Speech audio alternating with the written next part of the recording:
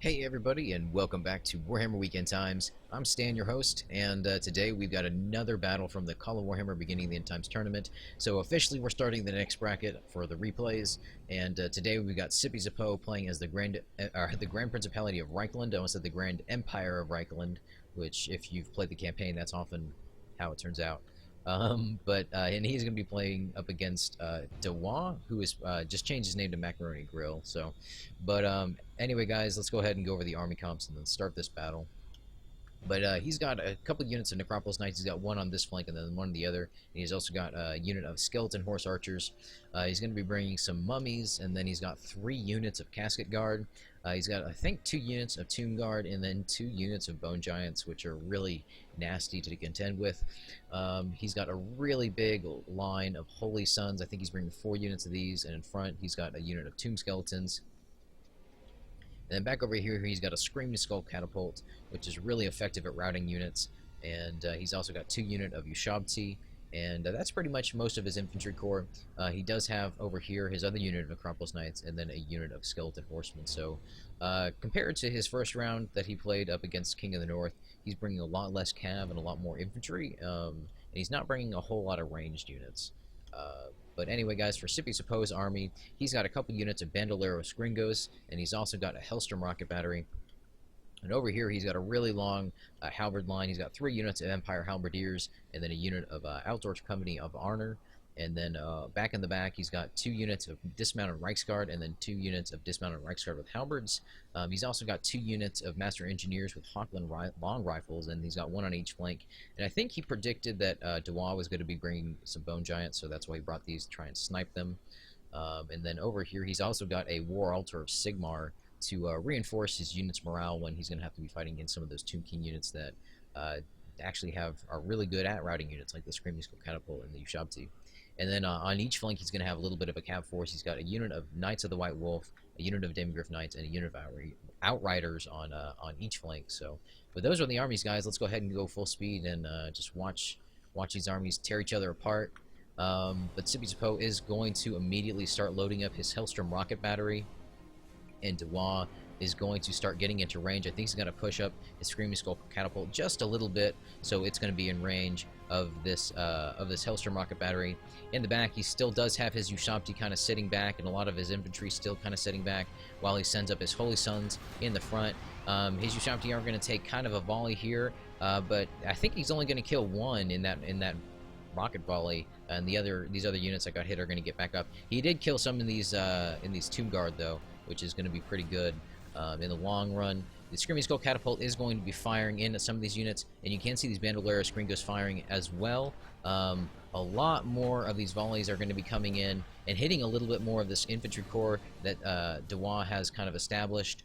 But upcharge the Bone Giants. You can see they're already bloodied. I'm pretty sure that these Master Engineers have done a pretty effective job at picking at their health, so they probably are a little bit weaker coming into this engagement, and they are going to be engaged against these Dismounted Reiksguard with halberds, which is not going to be very good for giant units. Actually, typically if they're full health coming in, they can deal with some of these units, but these Dismounted Reiksguard being very, very strong against cav units, which are technically what giants are classified as. It's kind of like how they handle anti-large in the game.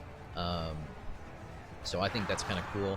But then one of the giants is going to go down, and they actually had the Tomb King General in it, which is not too bad for Tomb Kings considering they can't route. But it is going to kind of be, you know, a big loss to lose one of those giants this early in the game. A lot of these Holy Sons are going to be charging in, but they're going to be charging in straight into this pike line, or this halberd line, excuse me. And that's going to be kind of bad for them because Holy Sons actually don't have very high defense. They do have a pretty good charge bonus and a pretty good attack, but their defense actually leaves a lot to be desired. You can see these Tomb Giants, I'm sorry guys, these Bone Giants charging in, and now the Ushabti are going to be charging in here too. He is kind of charging in straight into this halberd line instead of kind of going around. Now the cav is something to really have to be worried about though. Or for DaWaagh, he has to worry about this cav because they have pretty much flattened his Necropolis Knights on this flank and on the other one, and he still has a very healthy unit of Knights of the White Wolf and Demigryph Knights and Outriders, actually 2 of each of those units, to kind of work on these Tomb King units. So Cav is something that you can really kind of use to counter Tomb Kings, in my opinion. They don't have a lot of anti-Cav units. They do have Scarabs, which are pretty good at kind of blanketing Cav charge because they can kind of burrow underground, and you can't really see them coming unless you kind of hit that little button in the bottom right corner during the battle, and then it kind of flashes the little green or red, car, or you know what I'm talking about, guys. If you've ever pressed that button, but that's kind of how you can keep track of them if you're fighting against them. But otherwise, they are a very cool unit. Scarabs are, but Tomb Kings I think are a little vulnerable to Cav. Cav right now in this mod is very strong, especially Knights of the White Wolf and Demigryph Knights. But the Ushabti are actually doing a very good job at picking off some of these Knights of the White Wolf. They've actually completely whittled down this unit. So he's going to, SipiSapo is going to be pulling out his Demigryph Knights. He does still have a whole bunch of these Outriders and these Master Engineers with Hochland rifles. And I think he's going to be trying to pick off some of these Ushabti. Right now, though, I think SipiSapo has a lot more mobility, and he is pretty much just kind of cutting through some of these Holy Sons that are left. There's really not a whole lot that DaWaagh has left that he can kind of counter. He does have some Casket Guards still over here, still kind of healthy unit of them, but again, these guys only come in 46 in a unit, so they do not come in a very full unit, and they're not multiple HP, so I think, if they were, they might be a little more worth it, but typically Tomb King units are pretty cheap. I do know, like, you can bring Skeleton Warriors, which are only 100 gold each, which is remarkably inexpensive, even for vanilla. I mean, I don't think any units are just 100 gold. That's as much as like an armor upgrade or a weapon upgrade. So it does look like, though, that DaWaagh is going to still try and be firing in with his what is it, Screaming Skull Catapult, and it does look like he's going to be routing the Hellstrom Rocket Battery back and forth quite a bit.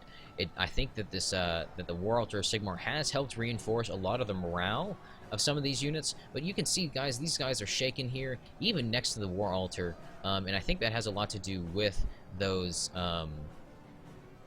Screaming Skull Catapult units firing in, although this War Altar here took a direct shot, and they're not routing, so I don't know, maybe they're not distributing morale like it should, like a typical cart unit. I could be wrong.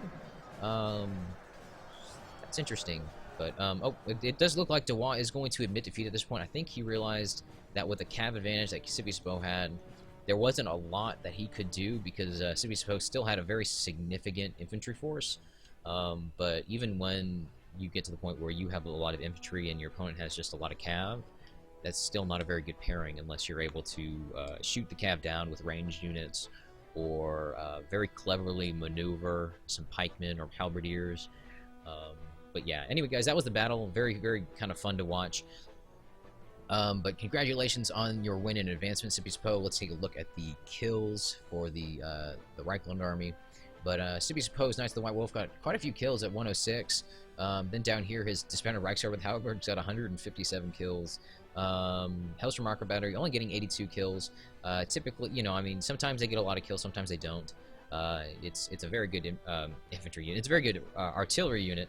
But anyway, a lot of his infantry units got a lot of kills this game. I think if DaWaagh brought maybe a few less Casket Guard, because they do come in so low of a unit, and they are a two-handed unit, that maybe he would have maybe a little bit more of an even infantry engagement, because, I mean, if you look at here, he didn't bring much more of an army than SipiSapo did, and SipiSapo brought a lot of Cav and stuff, so... but anyway, guys, that was the battle. I hope you guys liked it, but yeah, we are continuing the tournament. I am still have to technically do my battle for this bracket, but then after that, the quarterfinals will start, and after we go each bracket up, there are going to be less and less battles. So, but anyway, guys, I hope you guys liked it. If you guys ever want to send me in battle replays, you can email me at warhammerweekendtimes@gmail.com. But anyway, guys, yeah, that was a battle, and I hope you guys have a great day.